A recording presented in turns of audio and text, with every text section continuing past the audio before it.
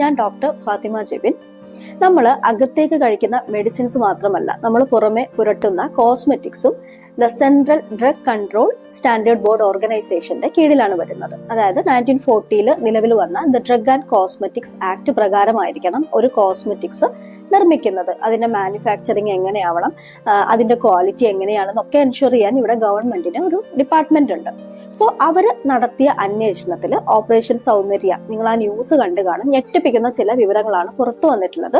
അതായത് ഡെയിലി കുട്ടികളടക്കം ഉപയോഗിക്കുന്ന ലിപ്സ്റ്റിക്സിലും ഫെയർനെസ് ക്രീമിലൊക്കെ 1ഉം 2ഉം ഇരട്ടിയല്ല 12,000 ഇരട്ടി മെർക്കുറിയുടെ സാന്നിധ്യമുണ്ട് എന്നാണ് കണ്ടെത്തൽ.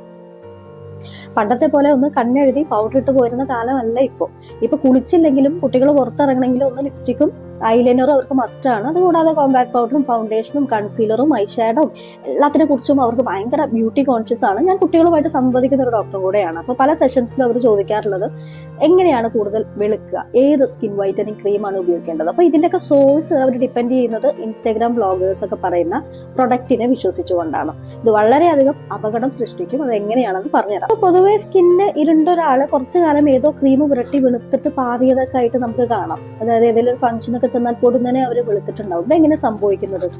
അപ്പൊ ഇങ്ങനെ അടക്കം പറയും ഏതോ ക്രീം ഉപയോഗിച്ചിട്ടുണ്ടെന്നുള്ളത്. അതിൽ നിങ്ങൾ 100% ഉറപ്പിച്ചോളൂ, ആ ക്രീമിൽ മെർക്കുറി ഉണ്ടാവും. ഇപ്പൊ സ്കിൻ ലൈറ്റനിങ് ക്രീമിലും ആന്റി ഏജിങ് ക്രീമിലുമാണ് കൂടുതലായിട്ട് മെർക്കുറിയുടെ പ്രസൻസ് കാണുന്നത്. ഈ മെർക്കുറി നമ്മുടെ ശരീരത്തിൽ എത്തിക്കഴിഞ്ഞാൽ മെലനിൻ പിഗ്മെന്റിനെ ഇൻഹിബിറ്റ് ചെയ്തിട്ട് നമ്മുടെ സ്കിൻ കളറൊക്കെ പെയിലാക്കും, എന്ന് വെച്ചാൽ വെളുത്തതായിട്ട് തോന്നിപ്പിക്കുകയാണ് ചെയ്യുക. ഓക്കെ, അപ്പൊ നമ്മളൊരു ക്രീം പുരട്ടാണ്. ഈ ക്രീം പുരട്ടുന്ന സമയത്ത് അത് ശ്വസിക്കുന്ന സമയത്ത് അത് ലങ്സിനെ ബാധിക്കും. പിന്നെ സ്കിന്നിന് ഇത് അബ്സോർബ് ചെയ്യും, അപ്പൊ കിഡ്നിയെയും ലിവറിനെയും ബാധിക്കും. പിന്നെ ഈ ലിപ്സ്റ്റിക്കിലൊക്കെ 12,000 ഇരട്ടി മെർക്കുറി ഉണ്ടെന്ന് പറയുന്നത്. അപ്പൊ കുറച്ച് ഭക്ഷണം കഴിക്കുമ്പോൾ ലിപ്സ്റ്റിക്കും കൂടെ അകത്ത് പോകുമ്പോൾ അത് നമ്മുടെ ഗ്യാസ്ട്രോ ഇൻഡസ്റ്റൈനൽ ഓർഗൻസിനെയൊക്കെ നശിപ്പിക്കും. ഇത് ഇന്ന് പുരട്ടി നാളെ സംഭവിക്കുന്ന ഒരു കാര്യമല്ല, വളരെ സ്ലോ പോയിസണിങ് ആയിട്ടുള്ള ഒരു വസ്തുവാണ് ഈ മെർക്കുറി എന്ന് പറയുന്നത്. അപ്പൊ നമ്മുടെ ഹെയർ ഫോളിക്കിൾസിലൂടെ, നമ്മുടെ സ്വെറ്റ് ഗ്ലാൻഡ്സിലൂടെ, നമ്മുടെ സ്കിന്നിലൂടെ, ഈവൻ നമ്മുടെ കണ്ണുകളിലേക്കുള്ള നാഡികളിലൂടെ വരെ ഈ മെർക്കുറി പോയിട്ട് ബ്ലഡ് ബ്രെയിൻ ബാരിയർ വരെ ക്രോസ് ചെയ്യാൻ മെർക്കുറിക്ക് പറ്റുന്ന പറയുന്നത്. സോ നമ്മുടെ വിഷനെയും ടോട്ടലി നമ്മളെ ഇല്ലാതാക്കാൻ മെർക്കുറിക്ക് പറ്റും. സോ നമ്മളൊരു ബ്യൂട്ടി പാർലറിൽ പോയി ഫേഷ്യൽ ചെയ്യുമ്പോൾ ഏത് ക്രീമാണ് ഉപയോഗിക്കുന്നതെന്ന്, അതിന്റെ ക്വാളിറ്റി എന്താണ്, അതിന്റെ സ്റ്റാൻഡേർഡ് എന്താണ്, അതിന്റെ അത് ഏത് ബ്രാൻഡാണെന്നൊക്കെ നിങ്ങൾ ചോദിച്ച് മനസ്സിലാക്കേണ്ടതുണ്ട്. മാത്രമല്ല പലരുടെയും ധാരണ മുടിയിൽ എന്ത് ചെയ്താലും ഒരു പ്രശ്നമില്ല എന്നുള്ളത്. മുടിയല്ലേ, പുറത്തല്ലേ. ഇപ്പൊ സ്മൂത്തനിങ് ചെയ്യുന്നു, സ്ട്രെയിറ്റനിങ് ചെയ്യുന്നു, കെരാറ്റിൻ ട്രീറ്റ്മെന്റ് ചെയ്യുന്നു. നിങ്ങൾ മനസ്സിലാക്കേണ്ടത് ഇതൊക്കെ ഹാർംഫുൾ ആയിട്ടുള്ള കെമിക്കൽസ് തന്നെയാണ്. ഈ ഹെയർ ഫോളിക്കിൾസ് ഒക്കെ വഴി നിങ്ങളുടെ ശരീരത്തിൽ ഈ കെമിക്കൽസിനെത്തി മാരകമായിട്ടുള്ള സൈഡ് എഫക്ട് നിങ്ങൾക്ക് ഉണ്ടാക്കാം.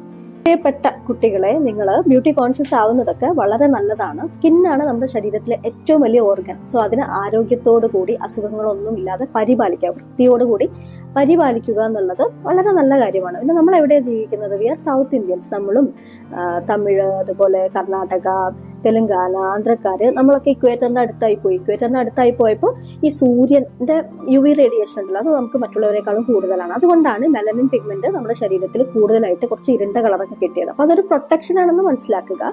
ഇത്തരം മെർക്കുറി ക്രീമിന്റെ ഒന്നും പിന്നാലെ പോവാതിരിക്കുക.